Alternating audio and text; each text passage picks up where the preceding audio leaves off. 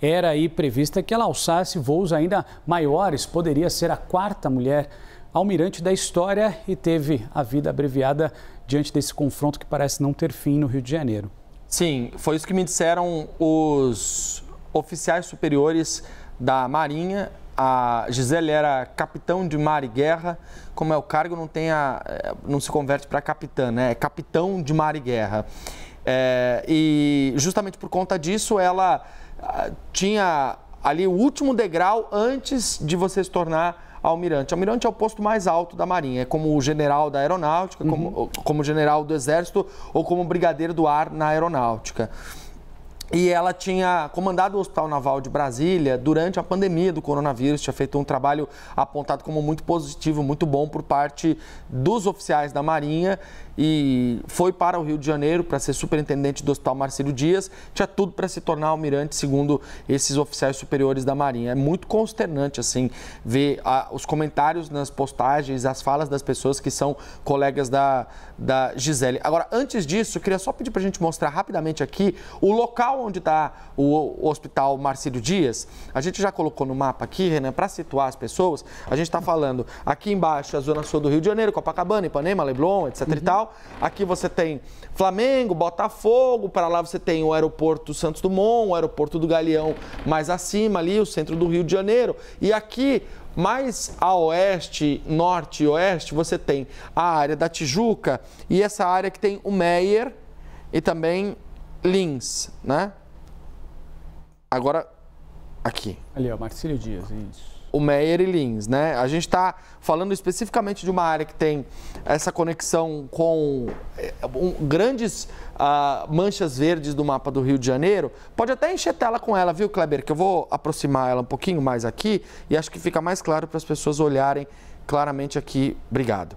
Aonde fica o Hospital da Marinha. Esse aqui é o Hospital Naval da Marinha. E aí, se a gente virar um pouquinho aqui, a gente consegue perceber como a comunidade está literalmente por todos os lados do Hospital da Marinha, né? Aí você tem essas casas que são bem típicas dessa formação geográfica das comunidades do Rio de Janeiro, especialmente nos morros, que a gente consegue perceber. Olha só, o hospital, René, eu vou até afastar um pouquinho para ficar mais claro para a gente aqui. Ele fica bem no meio de todas essas áreas onde você tem o declive e você tem a comunidade dominada pelo Comando Vermelho. Quando você tem uma operação nessas áreas dessa comunidade, o hospital que está bem ao centro vira um alvo muito fácil. Por quê? Porque ele é muito mais alto do que as outras construções que estão ao redor. Então não tem nada que proteja, por exemplo, a trajetória de uma bala até chegar ao hospital. Por isso que o Marcílio Dias é um hospital cravejado de bala. As torres do hospital, elas são marcadas justamente pelos tiros de bala por conta desses confrontos. Se você puder distanciar um pouquinho a imagem, quando você se aproximava, começou a me chamar a atenção, sobretudo, alguns pontos que eu encontrei aqui. A gente está falando, se aproximar mais, tem escola, creches, tudo muito próximo ao hospital. Então, a gente não está falando somente desse hospital que se tornou alvo, mas a gente tem aqui algumas escolas. Ó, Escola Municipal Ministro Gama Filho. Um pouquinho mais para frente, ao lado do hospital, ali, se você se aproximar, tem uma creche. Então, tudo isso vira alvo, né, Pedro? A gente está falando, ó, Escola da Saúde da Marinha, creche municipal, aqui embaixo, estão vendo? Ó, creche municipal Aconchego.